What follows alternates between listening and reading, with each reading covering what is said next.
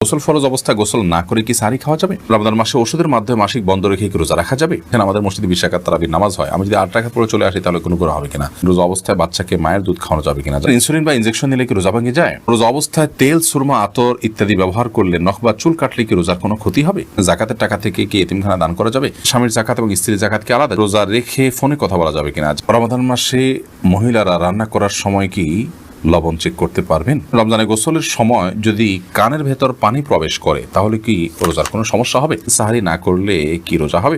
রোজা অবস্থায় তেল, সুরমা, আতর ইত্যাদি ব্যবহার করলে নখ বা চুল কাটলে কি রোজার কোনো ক্ষতি হবে? রমজান মাসে রোজা অবস্থায় তেল, সুরমা, আতর এগুলো ব্যবহার করলে রোজার কোনো ক্ষতি হবে না। ঠিক একইভাবে চুল, নখ ইত্যাদি কাটলেও সিয়ামের কোনো ক্ষতি হবে না, কারণ এগুলোর কোনোটাই খাদ্য কিংবা খাদ্যের সাথে সাদৃশ্যপূর্ণ কোনো বিষয় নয়। যদি আপনি রোজা রেখে খাদ্য গ্রহণ করেন, পানীয় গ্রহণ করেন, কিংবা খাদ্য বা পানীয়ের কাজ দেয় বা এটার সাথে সাদৃশ্য হয় এরকম কোনো কিছু আপনি করেন, তাহলে সেক্ষেত্রে সেটি সিয়াম ভঙ্গের কারণ হবে। আর রোজা রেখে একজন মানুষ যদি তেল ব্যবহার করেন, সুরমা ব্যবহার করেন, আতর ব্যবহার করেন কিংবা চলবা নখ কাটেন, তাতে না সেটা খাদ্যের কোনো কাজ দেয়, না পানীয়ের কোনো কাজ দেয়, না তার সাথে কোনো সরাসরি কোনো সম্পৃক্ততা বা সাদৃশ্য আছে। বিধায় এগুলো করলে সিয়াম ভঙ্গ হবে না, রোজা ভঙ্গ হবে না, কোনো অসুবিধা নেই। শাহাবুদ্দিন শিকদার আপনি লিখেছেন সাহারি না করলে কি রোজা হবে? সাহারি যদি আপনি না করেন তাতে রোজা হয়ে যাবে, আমি শুরুতে বলেছি। ইফতিয়াদ হোসেন ইফতি আপনি লিখেছেন একাধিক মসজিদে তারাবি নামাজ পড়লে কি কোনো সমস্যা হবে কিনা? কোনো অসুবিধা নেই। এর পরের প্রশ্ন হলো, রমাদান মাসে মহিলারা রান্না করার সময় কি লবণ চেক করতে পারবেন?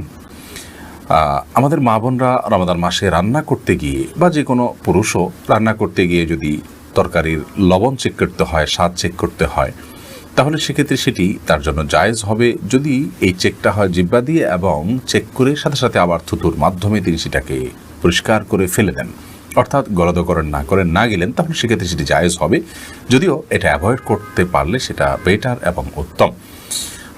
যদি কারোর সন্দেহ হয় যে রান্নাটা ঠিক মতো হলো কি হলো না, মানুষ খেতে পারবে কি পারবে না, লবণ হলো কি হলো না, কম বা বেশি হলো কি না, তাহলে সেক্ষেত্রে তিনি পরখ করতে পারবেন। তবে জিহ্বার আগায় নিয়ে সেটাকে আবার খুব ভালোভাবে থুতুর সাথে ফেলে দেওয়ার চেষ্টা তাকে করতে হবে, তিনি ফেলে দিতে হবে। এর মাধ্যমে ইনশাআল্লাহ তাআলা তার এই চেক করাটা জায়েজ হবে।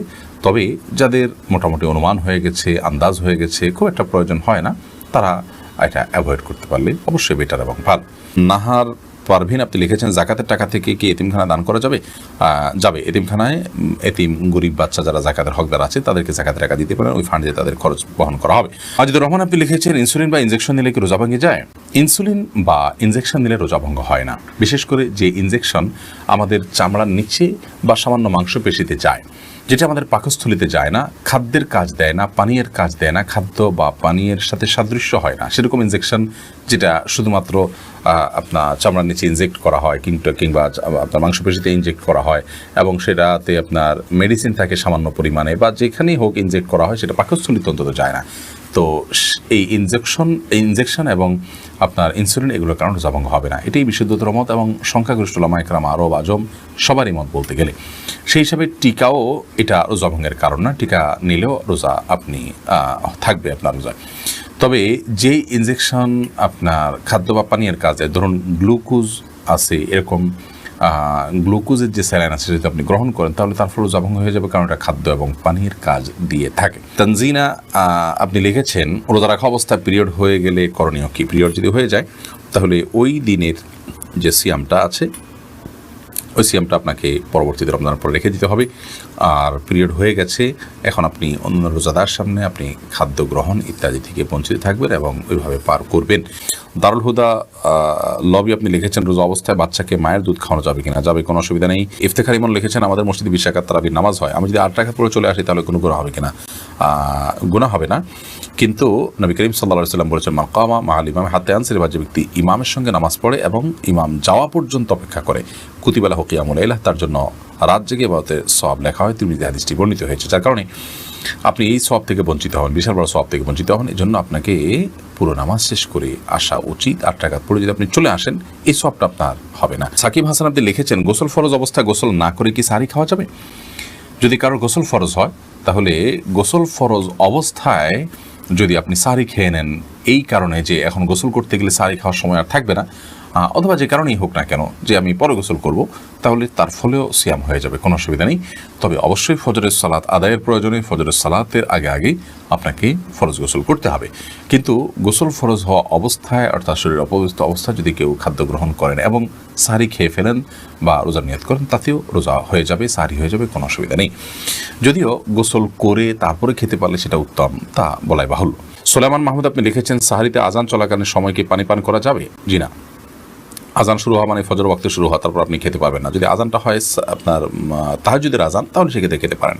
শামসুন নাহার স্মৃতি আপনি লিখেছেন, রোজা অবস্থায় টুথপেস্ট দিয়ে ব্রাশ করা যাবে কিনা? টুথপেস্ট বা মাজন ইত্যাদি দিয়ে, পাউডার ইত্যাদি দিয়ে দাঁত ব্রাশ করা যাবে কিনা এ বিষয়ে আমাদের দেশের ওলামায়ে কেরাম বলে থাকেন এটি মাকরুহ এবং অপছন্দনীয়। রোজা হয়ে যাবে, কিন্তু একান্ত প্রয়োজন ছাড়া আপনি এটি মুখে ব্যবহার করার ফলে আপনার থুতুর সাথে অপ্রয়োজনে কিছু জিনিস আপনার পেটে যাচ্ছে, সেটা পরিমাণে কম হলেও। তো এই জন্য এটা আপনার জন্য অনুচিত এবং মাকরুহ। সাহরি খাওয়ার সাথে সাথে আপনি ফজরের আগে আগে ব্রাশ করে ফেলবেন, এরপর দিনের বেলা আপনি মেসওয়াক করবেন কিংবা খালি ব্রাশ দিয়ে আপনি দাঁত ঘষবেন বা পরিষ্কার করবেন। যদিও সৌদি আরবের স্কলারগণ এবং ওলামায়ে কেরাম এটিকে মাকরুহ বলেন না, তারা এটাকে জায়েজ বলেন। কিন্তু মাকরুহ হওয়াটা, অপছন্দনীয় হওয়াটাই হলো অধিকতর যুক্তিযুক্ত, কারণ টুথপেস্ট এটি আমাদের থুতুর সাথে ভেতরে চলে যায়, হোক না সেটা পরিমাণে কম। তো এটিতে একান্ত প্রয়োজন নাই, যার কারণে আপনি সারির আগে আপনি টুথপেস্ট দিয়ে ব্রাশ করেন, পরবর্তীতে খালি ব্রাশ কিংবা মেসওয়াকের অভ্যাস গড়ে তোলেন। যদি দিনের বেলা আপনি খাদ্য গ্রহণ করছেন না বিধায় এটা নিয়ে খুব বেশি পেরেশান থাকারও কোনো কারণ নেই। আয়েশা ইসলাম আপনি লিখেছেন, রমজান মাসে ওষুধের মাধ্যমে মাসিক বন্ধ রেখে কি রোজা রাখা যাবে? এটা অনেক বোনের জিজ্ঞাসা। রমজান মাসে মাসিক বন্ধ করার জন্য ঔষধ সেবন করে যদি কেউ রোজা রাখেন, তাহলে সেক্ষেত্রে সেটি তার জন্য জায়েজ হবে। শর্ত হলো সে ওষুধের মাধ্যমে কোনো বড় ধরনের তার শারীরিক ক্ষতির মুখোমুখি হওয়া বা কোনো প্রকার সাইড এফেক্টের আশঙ্কা না থাকতে হবে। যদি ওষুধ সেবন করার মাধ্যমে বড় কোনো ক্ষতি না হয়, তাহলে সেক্ষেত্রে এটি গ্রহণ করে আপনি মাসিক বন্ধ রেখে সিয়াম পালন করতে পারবেন, কোনো অসুবিধা নেই।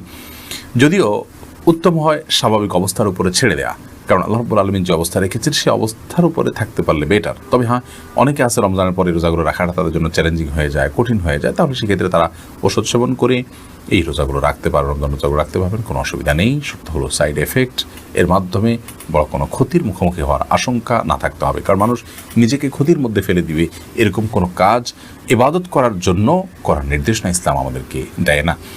আল্লাহ রাব্বুল আলামিন মাসিকের কারণে আপনাকে রোজা রাখার তৌফিক দেননি, কিন্তু আপনার মধ্যে আক্ষেপ আছে, আপনার মধ্যে আগ্রহ আছে যে আমি যদি মাসিক না হতো তাহলে রোজা রাখতাম। তো এই যে একটা আপনার আকুতি, এই যে আপনার আকুলতা, এটার কারণে আল্লাহ তাআলা রোজা না রাখতে পারার পরও আপনাকে আল্লাহ রাব্বুল আলামিন রোজা রাখার যে সওয়াব সেটি দান করবেন। কারণ হাদিসে আছে, নবী করিম সাল্লাল্লাহু আলাইহি ওয়াসাল্লাম বলেছেন, কোনো ব্যক্তি যদি অসুস্থ হয়ে পড়ে, শারীরিকভাবে অনুপযুক্ত হয়ে পড়ে কোনো ইবাদত করার, অথচ তার যখন শারীরিক সক্ষমতা ছিল তিনি সেই ইবাদতটি করতেন, ত্রুটি বিচ্যুতি করতেন না,